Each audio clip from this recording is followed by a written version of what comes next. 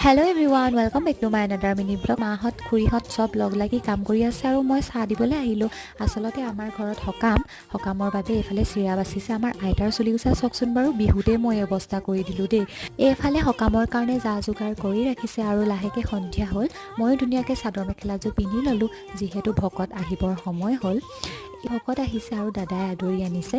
বত্তাহঁতে এফালে প্ৰথমে আহিয়ে কটা চিঙাত লাগিছে, নহ'লে বহুত বেছি ৰাতি হৈ যাব নহয়। ইডলি আৰু কেক বনাইছিলোঁ মই ভকতৰ কাৰণে। মাজে মাজে কেক এটাও বনাই আছোঁ দেই ৰাইজসকল। কাইলৈ আচলতে অৰ্ডাৰ এটা আছে। আমনি বাৰু মোৰ নিচিনাকৈ আপোনালোকেও ভাল পায়নে? তাতে নিজৰ ঘৰত হ'লে কিমান বেছি ভাল লাগে নহয়নে? আমাৰ সোণমানুক চাওকচোন কিনো কৰি আছে, ইমান বেছি উৎপাত হৈছে তাৰ এইকেইদিন। বৰমাবাগৰ টচটো পায়ো এৰি দিয়া নাই। আমাৰ আকৌ পোৱালি সন্থা থাকেই নহয়, যিয়ে অনুষ্ঠান নাথাকক লাগিলে তাহাঁতক নেদেখুৱাকৈ থাকিব নোৱাৰোঁ নহয়। সকামো শেষ হ'ল, কিন্তু মোৰ এইফালে দেখিছেনে 12টাই বাজিলেগৈ, কিন্তু মোৰ কেকৰ কাম হোৱা নাই। এইটো হৈছে কেকটোৰ ফাইনেল লুকটো। কেনেকুৱা লাগিছে কমেণ্ট